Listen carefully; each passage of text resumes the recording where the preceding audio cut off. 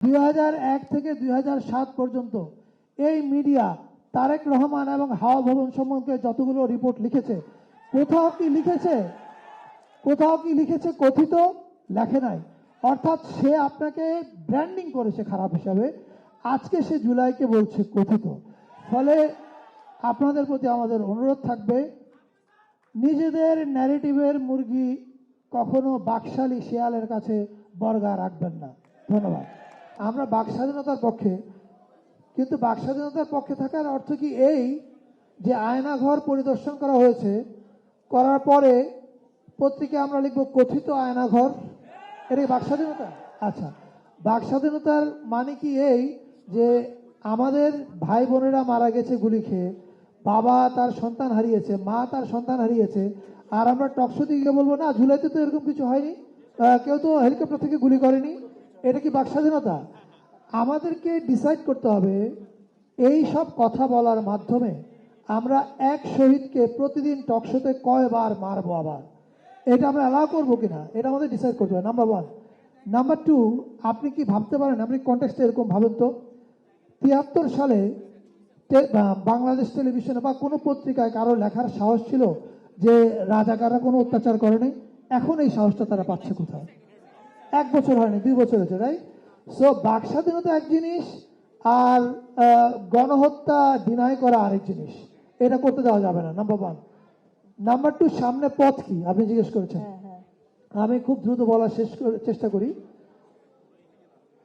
একটা হচ্ছে এই যে আমরা জুলাইয়ের গণ অভ্যুত্থানের পরে যেই কাজটা করতে ব্যর্থ হয়েছি, সেই কাজটা হচ্ছে আমরা প্রতিষ্ঠান তৈরি করতে পারিনি। প্রতিষ্ঠান বলতে আমি কি বোঝাচ্ছি? আমি বোঝাচ্ছি এই যে আপনার কালচারাল ন্যারেটিভ তৈরি হবে through cultural institution and media house, এটাকে আমরা তৈরি করতে পেরেছি? পারি নাই। জুলাইয়ের পরে একমাত্র অ্যাচিভমেন্ট হচ্ছে, to my understanding, is the decent. এটা একমাত্র অ্যাচিভমেন্ট, রাইট?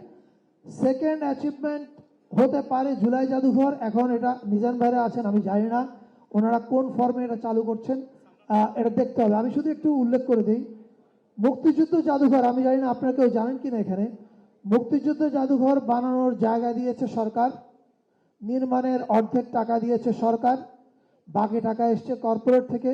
প্রতি বছর সরকার পরিচালন ব্যয়ের প্রায় অর্ধেক শোধ করে, কিন্তু সরকার এটার মালিক না। এটা একটা ট্রাস্টি বোর্ডের আন্ডারে আছে। সেই ট্রাস্টি বোর্ডে যারা আছেন তারা প্রত্যেকে একটা নির্দিষ্ট রাজনৈতিক দলের অনুসারী, মতের অনুসারী, মানে আওয়ামী লীগের মতের অনুসারী। এটা কেন করেছে তারা? এটা করেছে এই কারণে, যখন আওয়ামী লীগ সরকারে থাকবে না তখনও যেন ইতিহাসটা আওয়ামী লীগেরই দখলে থাকে। এটা শুধু মুক্তিযুদ্ধ জাদুঘর নাই, একই রকম ভাবে বিশ্ব সাহিত্য কেন্দ্র যত প্রতিষ্ঠান আছে এগুলো তারা বানিয়েছে। বাংলাদেশ জাতীয়তাবাদী দল আওয়ামী লীগের বাইরে সবচেয়ে বেশি সরকারি ছিল। দুঃখজনকভাবে তারা এই প্রতিষ্ঠানগুলো বানায়নি। এখানে নিজান ভাই বিপদে পড়েছে একমাত্র একা হয়ে, মাদি থাকলে মাদিকেও বলতাম। আপনার উদ্দেশ্যে বলা, আপনারা আপনাদের দলের মধ্যে এই আলোচনাগুলো আনেন যে প্রতিষ্ঠান বানাতে হবে। প্রতিষ্ঠান না বানালে আপনি আপনার ন্যারেটিভের মুরগি যদি বাকশালী শিয়ালের কাছে বর্গা রাখেন, যেমন এখন মিডিয়া আপনাদের সঙ্গে খুব বন্ধু, ট্রাস্ট মি, যখন সময় হবে তারা তাদের আসল চেহারা দেখিয়ে দেবে। 2000 না, থ্যাংক ইউ বলে থামবো না, আমি আপনাকে থ্যাংক ইউ বলে থামাচ্ছি। 2001 থেকে 2007 পর্যন্ত এই মিডিয়া তারেক রহমান এবং হাওয়া ভবন সম্বন্ধে যতগুলো রিপোর্ট লিখেছে, কোথাও কি লিখেছে কথিত? লেখে নাই। অর্থাৎ সে আপনাকে ব্র্যান্ডিং করেছে খারাপ হিসাবে, আজকে সে জুলাইকে বলছে কথিত। ফলে আপনাদের প্রতি আমাদের অনুরোধ থাকবে, নিজেদের ন্যারেটিভের মুরগি কখনো বাকশালী শিয়ালের কাছে বর্গা রাখবেন না। ধন্যবাদ।